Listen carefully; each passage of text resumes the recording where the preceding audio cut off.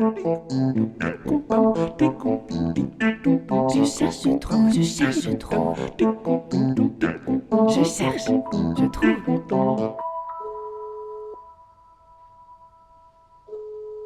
Allô? Salut Théo, Ah, salut cousin. qu'est-ce que tu deviens? Eh ben, je vais d'être embauché chez Phoneland. Sérieux? Tu vends des smartphones? Au kilo. Comment ça, tu vends des smartphones au kilo? Faut qu'on cause là. Ah bon? Justement, j'allais t'appeler pour que tu viennes me filmer. Avec la hotline, on est sur un nouveau MOOC. Ah ouais, cool. Ça parle de quoi? Les impacts environnementaux du numérique. Mais qu'est-ce que tu racontes? C'est tout virtuel, y a pas d'impact. Non mais moi non plus, je te jure, je m'en rendais pas compte. Mais là, cousin, je suis tombé des nues. Les enjeux sont énormes. Il faut absolument qu'on informe les gens. Allez, passe à la maison, on va tout leur expliquer. On va les faire passer de consommateurs effrénés à utilisateurs éclairés. Ok, cool, j'arrive. Ok.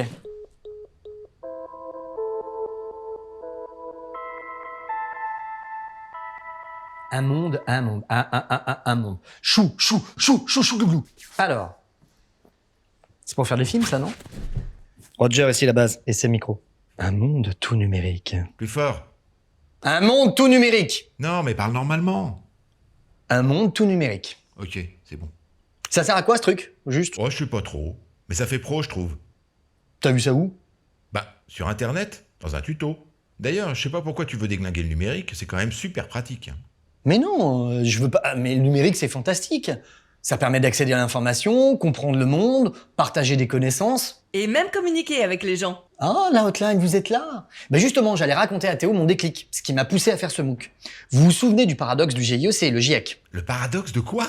Mais tu sais, le GIEC, c'est le groupe d'experts intergouvernemental sur l'évolution du climat. C'est lui qui nous permet de nous rendre compte des impacts de nos usages sur l'environnement.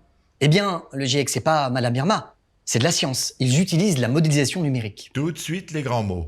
Mais Théo, c'est vrai, c'est la réalité. L'essence du numérique est de traiter de l'information, de la data. Une de ces applications, c'est la modélisation, qui permet de faire des simulations pour anticiper ce qui pourrait arriver dans l'avenir en fonction de différents scénarios. Pour ce faire, on va créer une sorte de double numérique de la réalité en essayant de représenter un phénomène, les lois mécaniques, biologiques, chimiques, sous la forme d'équations mathématiques. On injecte ensuite différents jeux de données pour simuler différents scénarios en fonction de différents paramètres. Les modèles manipulent un très grand nombre de données et nécessitent beaucoup de puissance de calcul.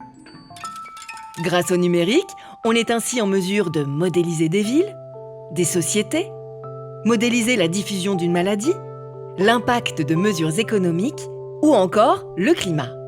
Ça permet de mieux comprendre ce qui se passe et de donner des clés pour améliorer les problématiques ou expérimenter des solutions. Pour établir ces scénarios, le GIEC utilise des modèles numériques.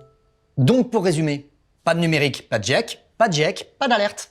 Ok, mais c'est quoi ton paradoxe alors? Eh bien, grâce aux modélisations, les chercheurs se sont rendus compte que le numérique avait lui-même une empreinte environnementale, et pas des moindres. Le voilà le paradoxe, puisqu'il permet l'observation. Il fait partie de la solution, mais il fait aussi partie du problème.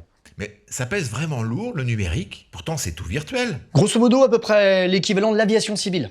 Ah ouais, quand même. Pour le moment, parce que au rythme où ça va, demain, ça sera plus que la voiture. Et après-demain, le problème c'est que la croissance est exponentielle.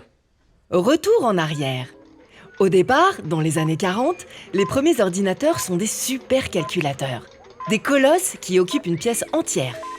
Lorsque l'ancêtre d'Internet apparaît, ARPANET, et non pas le Minitel, on se dit qu'en mettant quelques ordinateurs en réseau, on couvrira les besoins de la planète. Et puis, progressivement, les ordinateurs se miniaturisent. Ils intègrent de la mémoire et peuvent traiter toutes sortes d'informations grâce à des langages de programmation et à des interfaces homme-machine. Ils entrent dans nos maisons et commencent à se relier par Internet. Aujourd'hui, on ne se rend même plus compte qu'ils sont partout autour de nous. Ils se sont fondus dans nos habitudes, dans l'environnement ambiant, dans tous les domaines. En 30 ans, on est passé de quelques dizaines d'ordinateurs et autres équipements électroniques à plusieurs milliards, et ça continue. Eh oui, et plus il y a du numérique, plus l'empreinte environnementale est importante. Notre monde est devenu tellement dépendant du numérique qu'on se demande même comment on pouvait faire avant. Quand on s'éclairait à la bougie, c'est ça? Je te rappelle quand même qu'on a envoyé un homme sur la Lune bien avant les débuts d'Internet. Mais on nous promet l'illimité, tout à volonté, 24 heures sur 24. Mais pourquoi faire? On le sait bien, nous, que notre monde ne l'est pas illimité. Et comme le montrent les modélisations du GIEC, ça chauffe grave. Ouais, mais la transition numérique, c'est pas une solution, ça, justement? Mais moi aussi, tout comme toi, je croyais que ça voulait dire moins de papier, moins de déforestation, moins de déplacements, moins de pétrole. Mais c'est pas si simple en fait. La transition numérique, c'est un mot rassurant. Mais ce n'est pas la réalité. On n'est pas dans la transition numérique. En fait, on est plutôt dans l'empilement numérique. On empile des technos. La 5G s'empile sur la 4G, qui s'empile sur la 3G. On ne remplace pas, on cumule. On informatise, mais on continue d'utiliser du papier. Bah ouais, il faut bien se moucher. Certes. On a mis les sciences du numérique au service de l'environnement avec les modélisations pour le GIEC, mais aussi pour tout ce qui peut permettre d'anticiper la météo, l'évolution des maladies, ou d'optimiser la mobilité, l'agriculture, les chaînes de production. Et depuis quelques années, le monde du numérique se regarde lui-même. C'est ce qu'on appelle le Green IT. Comment faire un numérique plus durable, plus responsable?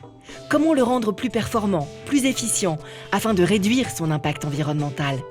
Utiliser des matériels qui consomment moins? Les implanter dans des data centers plus performants énergétiquement? Combattre l'obsolescence programmée? Écrire des logiciels moins gourmands? Consommer mieux, mais consommer moins aussi. Oui, car le problème, c'est la consommation qui s'envole. Et les efforts déployés par la recherche ne suffisent pas. Le premier impact, c'est la fabrication des terminaux que les consommateurs ont dans les mains. Des milliards de smartphones, ce n'est pas durable. Et ça ne peut pas durer. Et alors, qu'est-ce que je dis à mes clients, moi? Faut pas changer de téléphone car ça craint pour la planète? Bah peut-être. En tout cas, c'est bien qu'ils se posent la question. Il faut que les gens prennent réellement conscience de ce qu'ils achètent. Allez, je suis prêt. On y va ou pas? Action.